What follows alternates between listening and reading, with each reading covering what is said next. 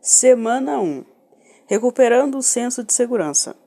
Esta semana inicia a sua recuperação criativa. Você pode se sentir tanto exultante quanto questionador, esperançoso ou cético. As leituras, as tarefas e os exercícios têm como objetivo permitir que você estabeleça um senso de segurança, que irá ajudá-lo a explorar sua criatividade com menos receio. Artista sombra.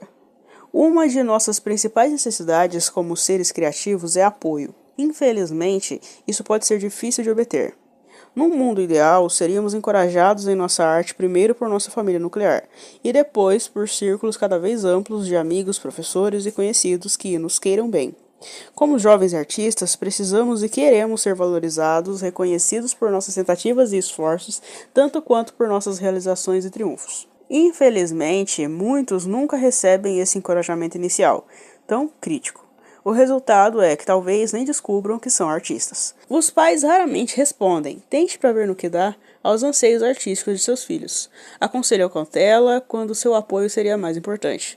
Artistas jovens e tímidos, somando os medos dos pais aos próprios medos, acabam desistindo de seus sonhos luminosos, acomodando-se num limbo de dúvidas e arrependimentos. E é lá, entre o sonho de agir e o medo do fracasso, que nascem os artistas sombra. Pensa em Edwin, um infeliz milionário do mercado financeiro cuja alegria na vida é a sua coleção de arte.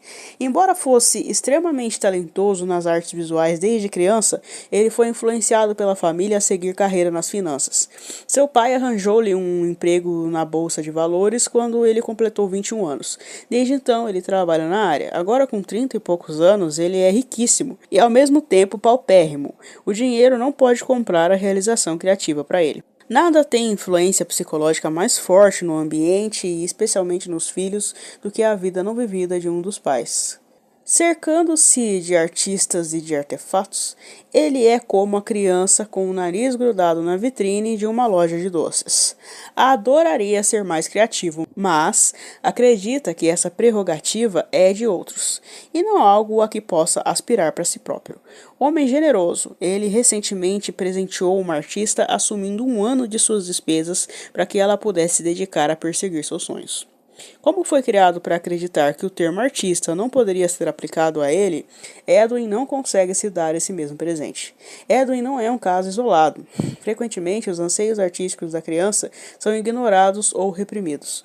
Muitas vezes, com as melhores intenções, os pais tentam incutir nos filhos uma personalidade diferente, mas sensata. Pare de sonhar é uma repreensão bastante comum. Você nunca será nada na vida se continuar com a cabeça nas nuvens. É outra coisa que ouvimos bastante. Crianças artistas são instadas a pensar e agir como crianças médicas ou advogadas. Diante do mito do artista que passa fome, raramente uma família diz para um filho seguir em frente e tentar uma carreira em artes. Em vez disso, as crianças são no máximo encorajadas a pensar nas artes como um hobby, uma espécie de enfeite que serve apenas para adornar as margens da vida real. Para muitas famílias, uma carreira nas artes está fora de sua realidade social e econômica. A arte não vai pagar a conta de luz. Como resultado, se a criança é encorajada a considerar a arte em termos de trabalho, ainda assim ela precisa pensar no assunto em termos práticos. Erin, uma excelente terapeuta infantil, estava com mais de 30 anos quando começou a se sentir cada vez mais insatisfeita com seu trabalho.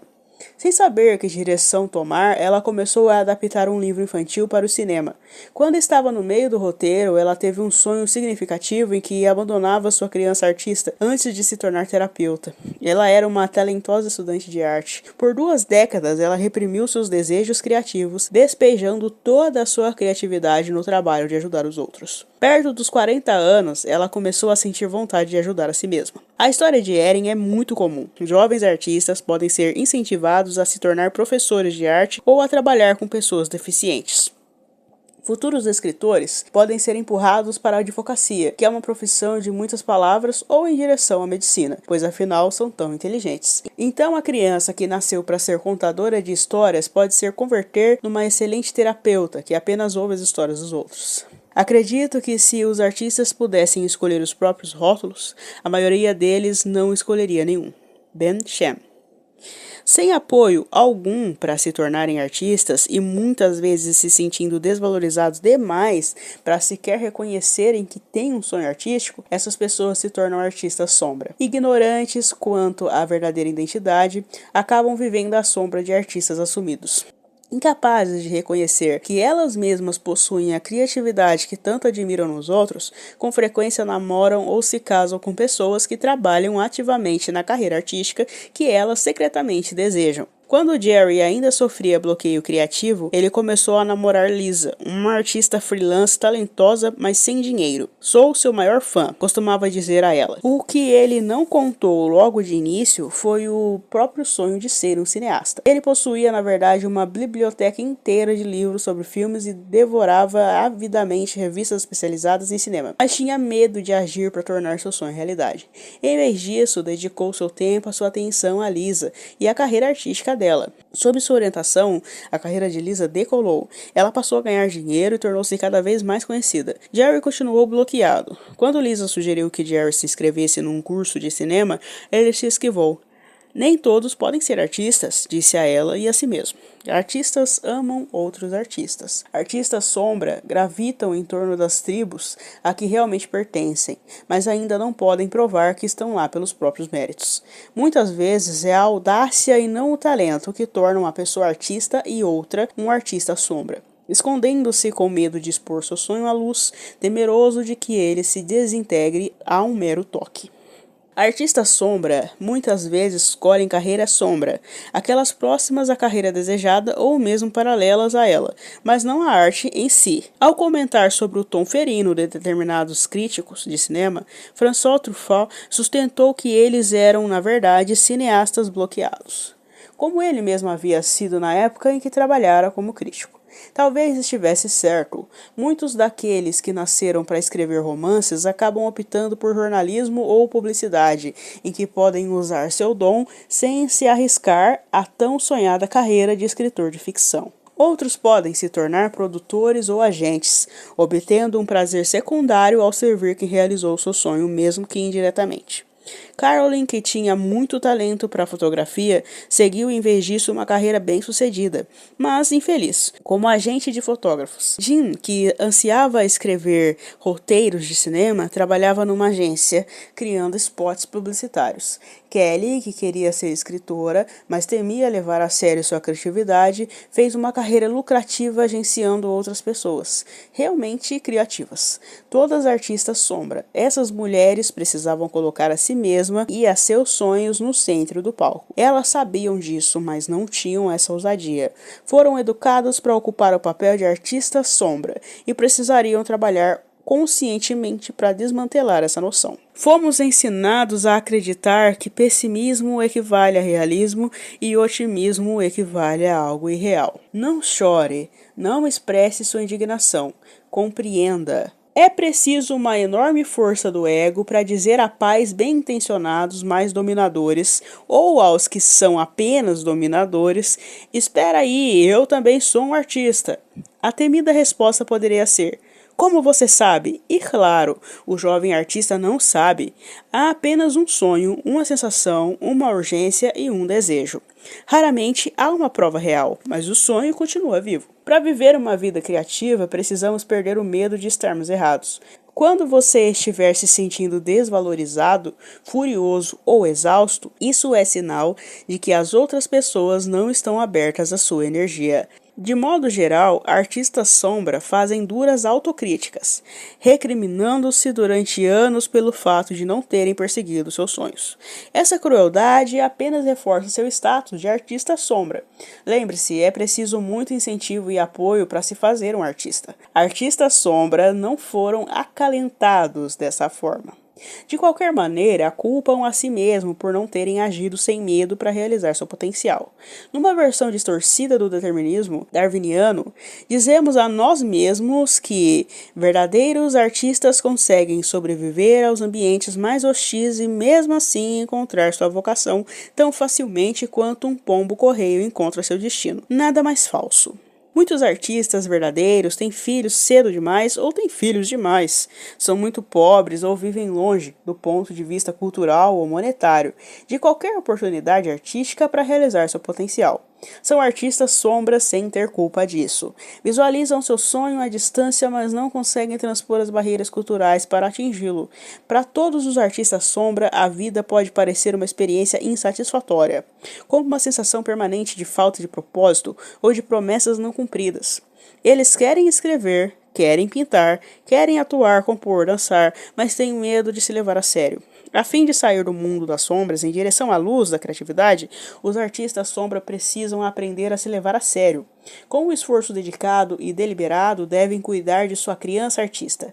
A criatividade é lúdica, mas para artista sombra é difícil aprender a se permitir brincar. Protegendo a criança artista interior. Lembre-se, seu artista é uma criança. Encontre e proteja essa criança. Aprender a se permitir criar é como aprender a andar. A criança artista precisa primeiro engatinhar. Depois vem os passinhos de bebê e algumas quedas. Primeiras pinturas ruins, filmes iniciantes que parecem vídeos caseiros sem edição. Primeiros poemas que ficariam mal até em cartões piegas. Tipicamente, o artista sombra em recuperação irá usar essas primeiras tentativas como desculpa para desistir da exploração de sua veia artística.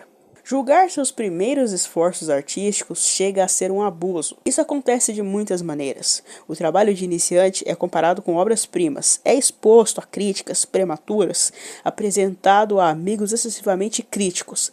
Em suma, o iniciante se comporta com um masoquismo bem praticado. O masoquismo é uma forma de arte que ele domina há muitos anos, aperfeiçoada durante o tempo em que passou se recriminando. Esse hábito é o porrete com o qual o artista sombra pode espancar a si mesmo até voltar para a escuridão. Para nos recuperarmos de bloqueios criativos, é necessário ir devagar e suavemente. Buscamos cicatrizar velhas feridas e não criar novas. Nada de pular muito alto, por favor. Erros são necessários. Tropeços são normais. Começamos com passos de bebê. Progresso e não perfeição é o que devemos pedir a nós mesmos. Ir longe demais, rápido demais, pode colocar tudo a perder. A recuperação criativa é como um treino de maratona. Devemos correr devagar, 15 km para cada quilômetro em velocidade. Isso pode contrariar a natureza do ego. Queremos ser grandes, imediatamente. Mas não é assim que funciona a recuperação. É um processo desajeitado, hesitante e até constrangedor. Haverá muitos momentos em que não vamos parecer bem para nós mesmos ou para os outros. Precisamos parar de nos exigir isso. É impossível melhorar e ser perfeito ao mesmo tempo. Pintar é uma tentativa de se conciliar com a vida. Há tantas soluções quanto há seres humanos no mundo. Lembre-se de que, para se recuperar, você precisa estar disposto a ser um artista ruim. Dê a si mesmo permissão para ser um iniciante. Ao se permitir ser ruim, você passa a ter a chance de ser um artista e talvez, com o tempo, se tornar muito bom. Quando aborda esse ponto no curso, alguns alunos demonstram de imediato uma hostilidade defensiva. Mas você sabe qual será a minha idade quando eu chegar ao ponto de realmente tocar bem o piano, atuar, pintar, escrever uma peça decente? Sim, a mesma idade que você terá se não tentar. Então, vamos começar. Seu inimigo interior, crenças negativas profundas. Quase sempre, quando estamos bloqueados em alguma área de nossa vida, é porque assim nos sentimos mais seguros. Talvez não sejamos felizes, mas ao menos sabemos o que somos. Pessoas infelizes. Muito do medo de nossa criatividade tem a ver com o medo do desconhecido. Se eu for plenamente criativo, o que isso vai significar? O que irá acontecer comigo e com os outros? Temos algumas noções terríveis sobre o que poderia acontecer. Portanto, em vez de tentar descobrir na prática, decidimos permanecer bloqueados. Raramente se trata de uma decisão consciente. Na maioria das vezes, é uma reação inconsciente a crenças negativas internalizadas. Nesta semana, o trabalho será descobrir nossas crenças negativas e, então, descartá-las. Aqui está uma lista de crenças negativas bem comuns. Eu não posso ser um artista bem-sucedido, prolífico e criativo porque... 1. Todos vão me odiar. 2. Vou magoar meus amigos e minha família. 3. Vou enlouquecer. 4. Vou abandonar meus amigos e minha família. 5. Cometo erros de ortografia. 6. Não tenho ideias suficientemente boas. 7. Meus pais ficarão decepcionados. 8. Terei de ficar sozinho. 9. Vou descobrir que sou gay. Se for hétero, no caso. 10. Vou me tornar hétero, se for gay. 11. Meu trabalho será ruim, sem que eu saiba disso, vou passar vergonha. 12. Vou sentir muita raiva. 13. Nunca vou ganhar dinheiro de verdade. 14. Vou me tornar autodestrutivo, beber, me drogar e transar até morrer. 15. Vou ter câncer, AIDS, ou então um infarte ou peste bubônica. 16. A pessoa amada irá me deixar. 17. Vou morrer. 18. Vou me sentir mal porque não mereço ter sucesso. 19. Só conseguirei produzir uma obra boa em toda a minha vida. 20. É tarde demais. Se não me tornei um artista profissional até agora, nunca serei um. Nenhum desses pensamentos negativos precisa ser verdadeiro. Eles chegam a nós por intermédio de nossos pais, da religião, da cultura e dos amigos mais medrosos. Cada uma dessas crenças reflete noções que temos sobre o que significa ser um artista. Ao nos livrarmos das principais crenças culturais negativas, podemos ainda nos manter presos a outros conceitos negativos que nos foram incutidos pela família ou por professores e amigos. Geralmente são mais sutis, mas igualmente sabotadores, se não forem confrontados. Nosso objetivo aqui é confrontá-los. As crenças negativas são exatamente isto, crenças e não fatos. O planeta nunca foi plano, embora todos acreditassem que era. Você não é burro, maluco, egocêntrico, grandioso ou tolo só porque, equivocadamente, acredita nisso. Na verdade, você se sente apavorado. As crenças negativas o mantêm sempre assustado. O fato é que as crenças negativas pessoais culturais vão sempre direto na jugular. Atacam sua sexualidade, sua autoestima, sua inteligência, qualquer vulnerabilidade a que possam se agarrar. Algumas crenças negativas profundas e suas alternativas positivas estão listadas a seguir. Crenças negativas e alternativas positivas. Artistas são bêbados loucos. Artistas podem ser sóbrios, sãos. Artistas são sem grana. Artistas podem ser capazes de se sustentar. Artistas são irresponsáveis. Artistas podem ser responsáveis. Artistas são solitários. Artistas podem ser amigáveis. Artistas são promíscuos e condenados. Artistas podem ser fiéis e livres. Artistas são infelizes, natos, intuitivos. Artistas podem ser felizes, descobertos e redescobertos. Por exemplo, para uma mulher, o clichê de que todo artista é promíscuo pode dar lugar a uma negativa pessoal. Nenhum homem irá amar você. Artistas são celibatários ou gays. Essa negativa, adquirida da mãe ou de uma professora e nunca articulada pela jovem, pode originar um bloqueio poderoso. Da mesma forma, um jovem artista do sexo masculino pode manter a crença negativa pessoal de que homens artistas são gays ou assexuados. Essa noção passada por algum professor ou após a leitura de muitos livros sobre Fitzgerald e Hemingway pode também criar um bloqueio. Quem quer ser sexualmente disfuncional? Um artista gay pode sofrer ainda com outra crença que lhe incutiram. Só a arte heterossexual é realmente aceitável. Então por que fazer a minha se vou ter que disfarçar minha identidade ou sair do armário, quer queira, quer não?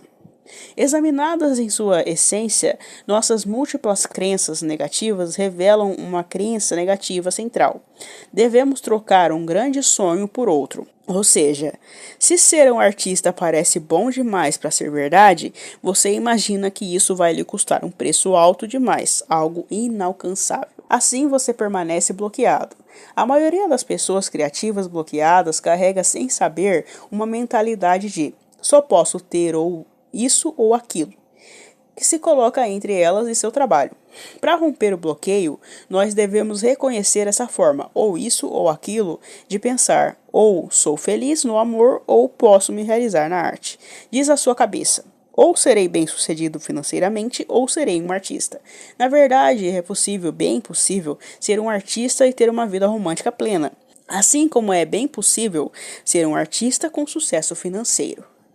Não posso acreditar que o universo inescrutável gira um eixo de sofrimento. Certamente, a estranha beleza do mundo deve se sustentar em pura alegria. O seu bloqueio não quer que você perceba isso. Todo o seu plano de ataque é deixá-lo com um medo irracional de alguma consequência tenebrosa que você tem até vergonha de mencionar.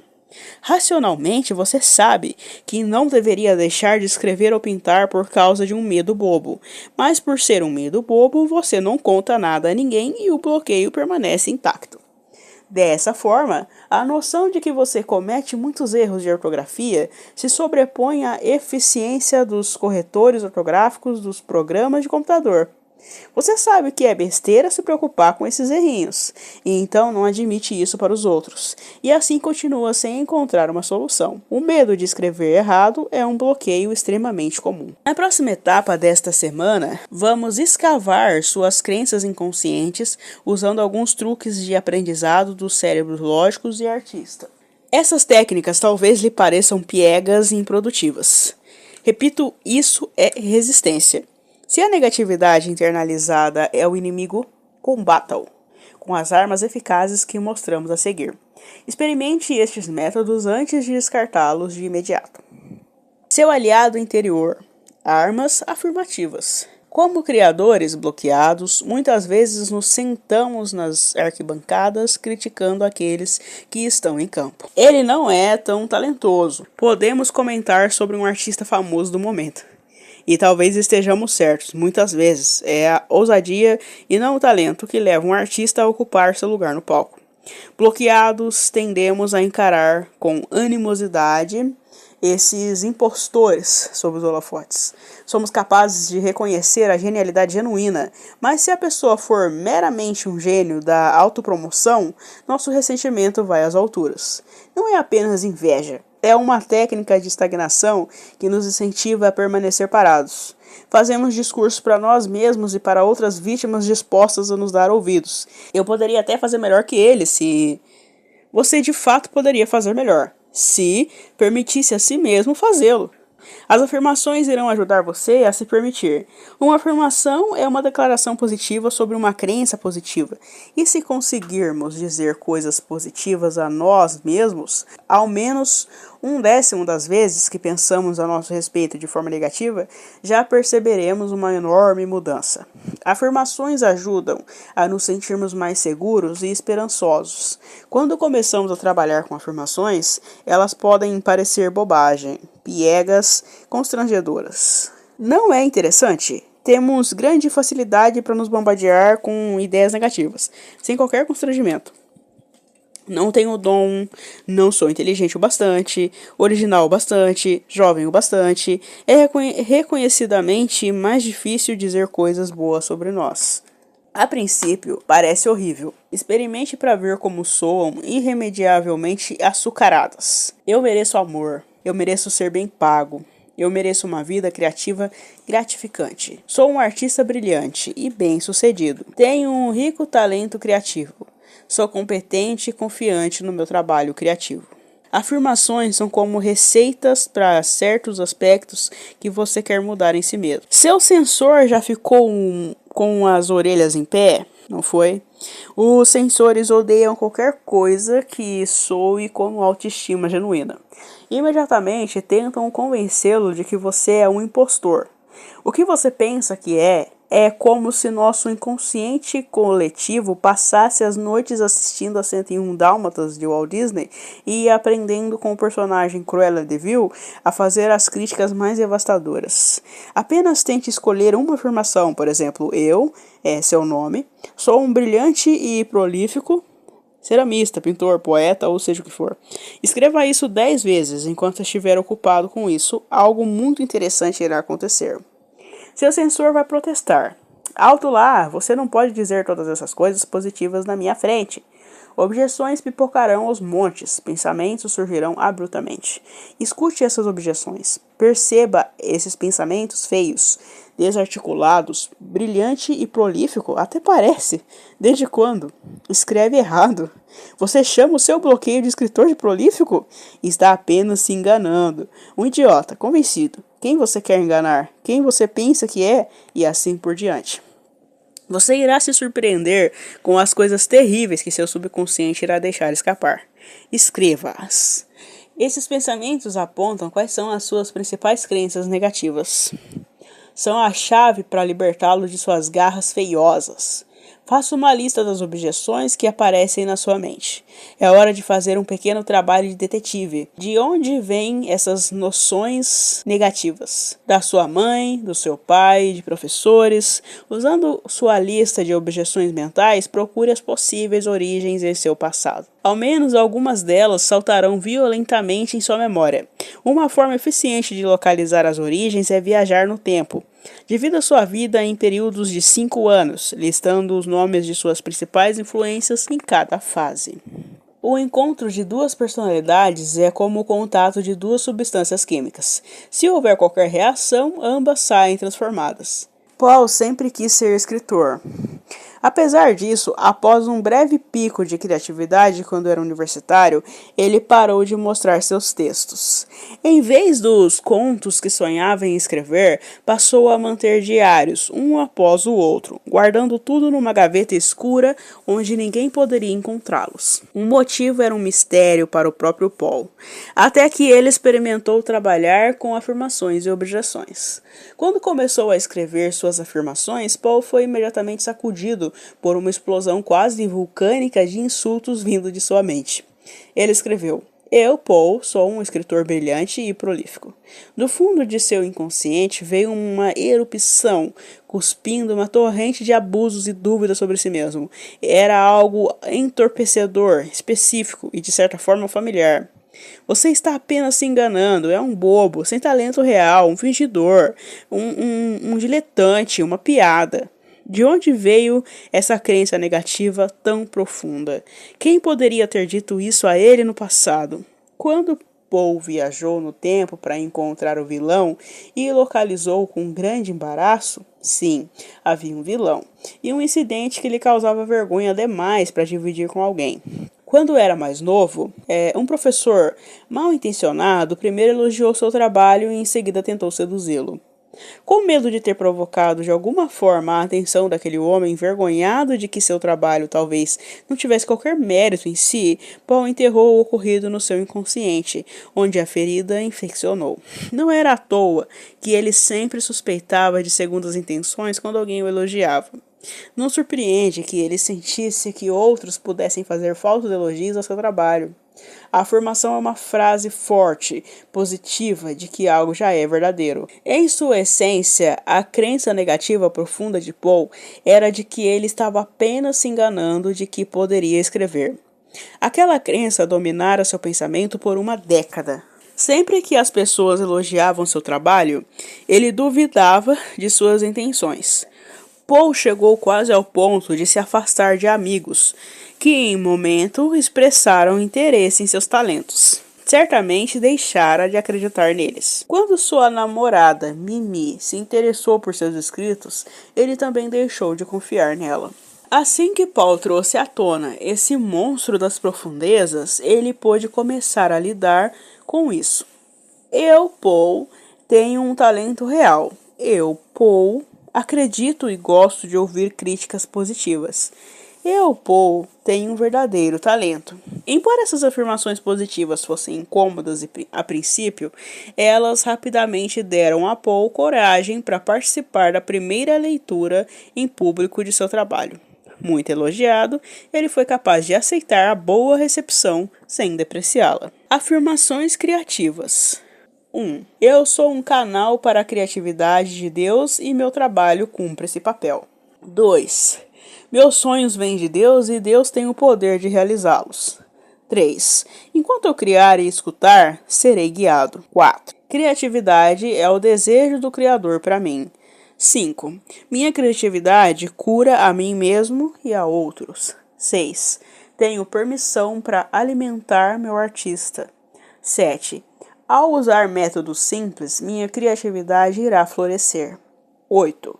Ao usar minha criatividade, eu sirvo a Deus. 9. Minha criatividade sempre me leva à verdade e ao amor.